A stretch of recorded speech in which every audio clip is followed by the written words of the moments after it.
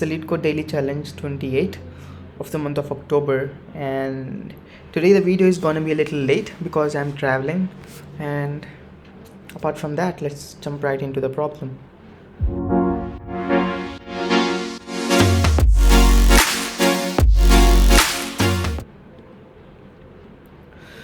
Oh no, so today's problem is group anagram. It's it's such a boring problem. I don't know why these days Leetcode daily challenges are so boring. Nevertheless, let's get back to the problem. So, given an array of strings, we got to group all the anagrams together. So, for people who don't know what an anagram is, an anagram is a word. Actually, they gave a definition here. So, an anagram is a word or a phrase found by rearranging the letters of a different word or a phrase. But I don't think it's much of a help. So, an anagram is something in which the frequency of each character is same, and the only thing that's different is the order. So it's like scrambling words. So let's say we have a word A, B, C, D, A, something like that. So you need to just scramble these words. You need to shuffle these words. Then we might get something such as DC, AAB. So if you see the frequency of each character, so frequency of A, frequency of B, C, D, the frequency of each and every character is exactly the same. The only thing changing is the order. And I don't know if you have watched Harry Potter or not, but in Harry Potter, Voldemort is actually an anagram of the real name of Voldemort, which is Tom Riddle. But I don't think this. I remember this fact, but I'm not sure. And these two don't seem like anagrams. Let us do a quick Google search.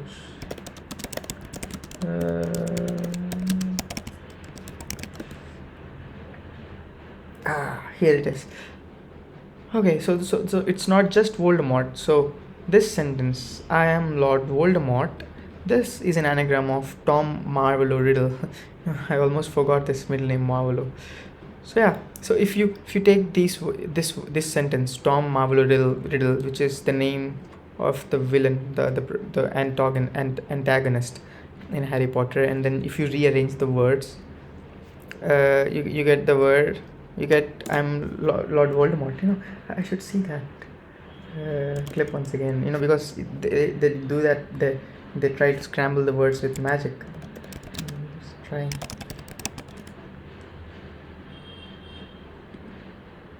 Such a big video. Oh, I think it is from the Sorcerer's Stone. Ginny, please don't be dead. I'm afraid of secret friends. But you, my friend, against Hagrid's, but find a duck this time. No extraordinary magical talent with nothing. Here. This is the scene.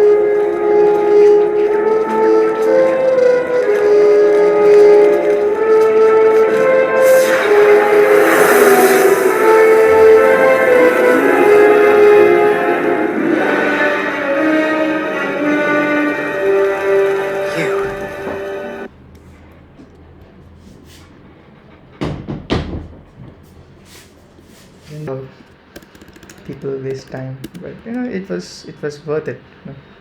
It's always worth it. Watching Harry Potter is always worth it, no matter if you have an interview tomorrow, if you have your marriage tomorrow, even if anything, no matter which situation you are, watching Harry Potter is always worth it. Take my word for it. And so let's get back to the problem. So now we know what an anagram is, and we also know what to do. We need to group these anagrams. And so how do we do that?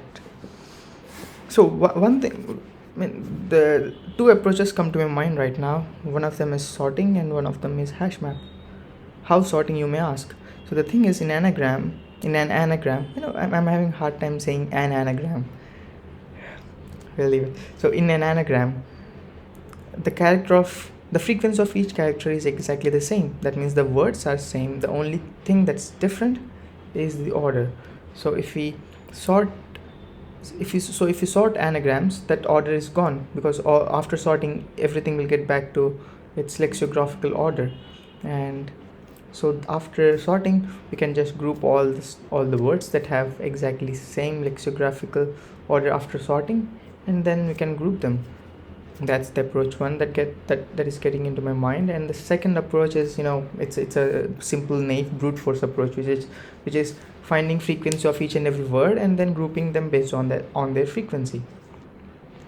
The first approach has n log n time complexity because we are sorting, and of 1 space complexity because we are not using any external space, extra space.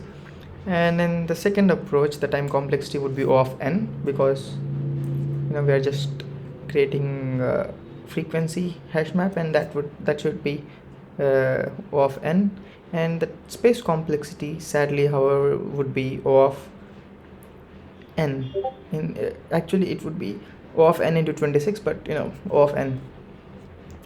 So now comes the age-old fundamental question: what should be optimized, the space or time?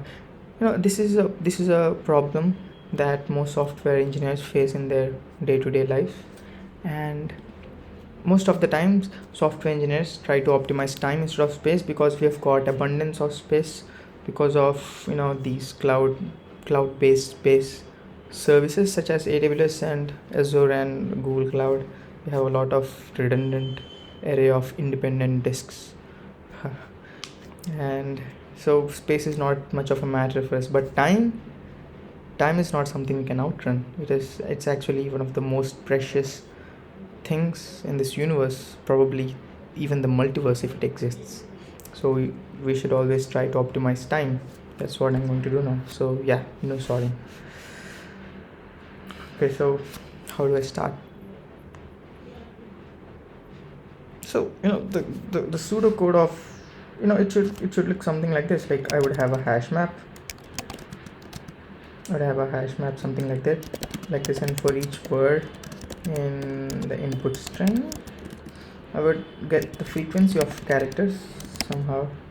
Let's say I have a magical function that gives me frequency, and then I would try to group all the frequencies together. So every word that has the same frequency gets into the same key in the hash map, something like this. And then I would convert this hash map into an array, and then maybe I'll return some. These are magical functions. These don't exist. These are just fairy tales. So something like this. But here's the problem. The thing is, here we cannot put frequency as a key into a hash map, because to put something as a key into a hash map, it has to be hashable, and for something to be hashable, it has to be immutable. Why immutable, you may ask? That's a great question. Because if it is mutable, it might create some consistency problems. So let's say I have this hash map, and if I have, this is not allowed, but let us say proof by contradiction. Let's say I have used this mutable list. Yeah, every list in Python is mutable. If I use this mutable list as a key, this hash map, in the future maybe I would change it. I can change it, right? So if I change it in the future, let's say if I change, it is mutable, hence if I change it to, let's say 1, 2, 3 and 4, and then I add 6 into it. So now comes the question. When we were putting 5 into the hash map, we put thinking that 1, 2, 3 is the key for this hash map, for this word, the hash digest for this. That's an actual term we use, and hash digest is something we get after hashing a value. So the hash digest of this 5 is 1, 2, 3, and then later the hash digest of this is 1, 2, 3, 4, but actually I've changed this 1, 2, 3 to 1, 2, 3, 4. So now what should hash map do? Because as 1, 2, 3 is changed to 1, 2, 3, 4, should now hash map group put 5 inside this, or shouldn't it put, it becomes a complete mess. So that's the reason why all programming languages, as far as I know, they don't allow mutable keys, but a list is mutable in in Python. So how do we do? There is one more magical data structure, data type in Python, which is almost same as a list, but it is immutable. You know what it is? Yeah, tuple or a tuple, whatever. I like calling it a tuple. So yeah, you can always use a tuple in this case, and that would solve all our problems. So I would use a tuple. In each tuple, like I would have I would have something like this. So a comma a's frequency, and then b comma it's b and its frequency, something like this. I can create a character, can create a frequency tuple like this. I'm creating a tuple instead of a hash map or a list because I told you the reason, because they're not immutable. So yeah, so let's do that. So I'll write a function which I would call get frick tuple. Frick, I like it. So my tuple would be, I can't. So first I would take a list, and then I would convert into a tuple. It would be a lot easier. And let me create a counter for the following string.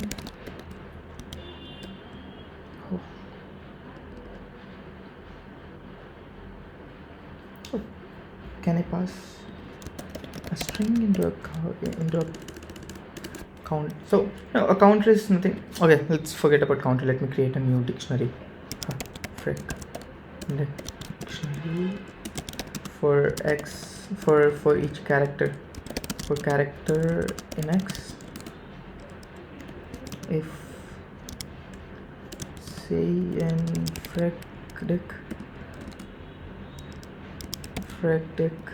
of c, I could have used default dict instead of writing this if condition, but come on, who cares?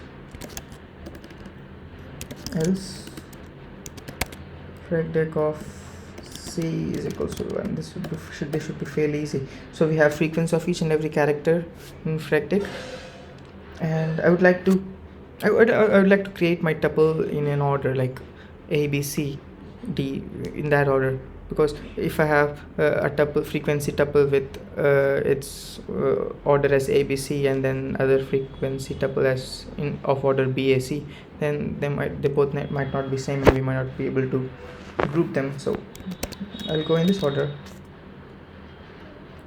For in range order of, and I'm taking the lexicographical order, the ASCII value of a, and lexicograph of z plus 1 if car of I in frequency reg. This should be fairly easy. I don't want to explain what I'm doing because this is something that is too obvious. So frequency dot append a tuple car of I, frequency of car of I, and then I would convert into a tuple and I would return it. So let us try this function out.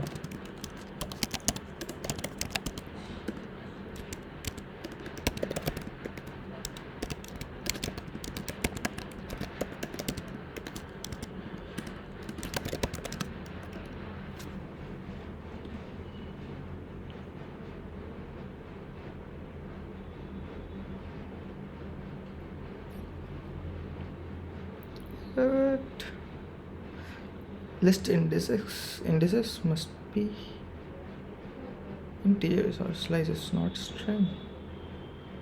I don't understand. Frick is slice.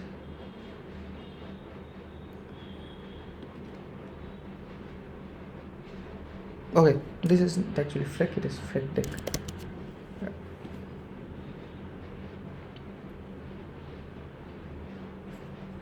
See, something like this, AHINSV. So this is in lexicographical order. So I have in my name, my beautiful name, there are two A's, one H, one I, one N, one S, and two V.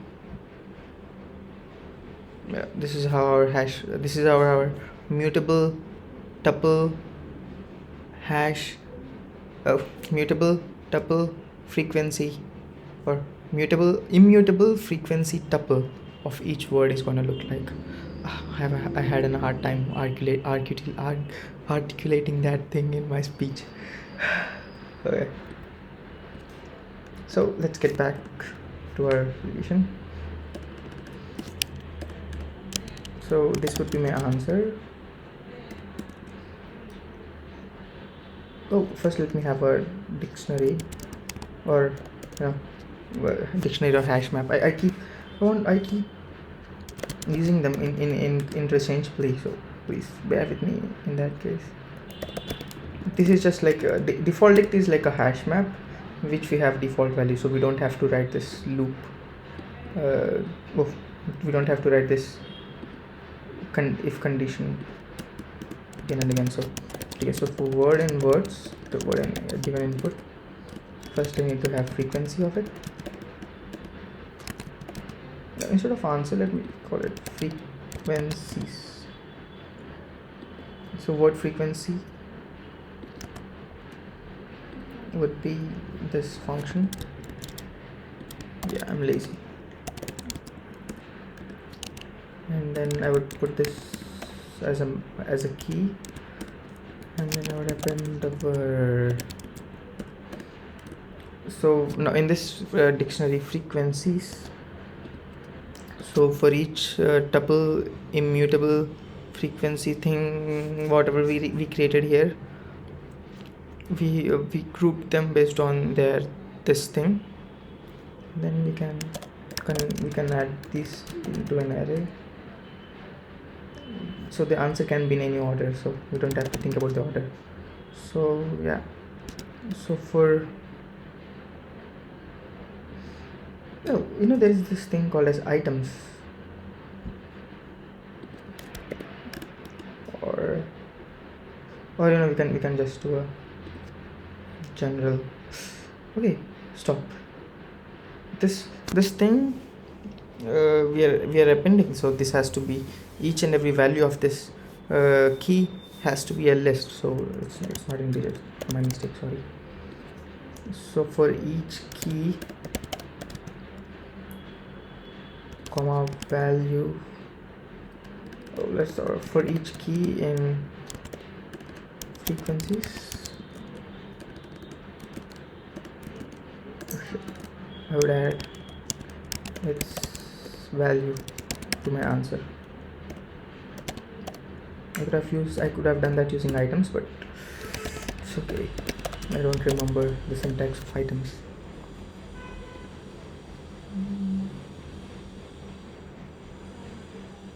But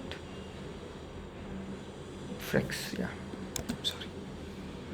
Once a great man, I don't remember his name, he said that there are only two difficult problems in computer science: naming things and caching. And I always find naming things a lot difficult.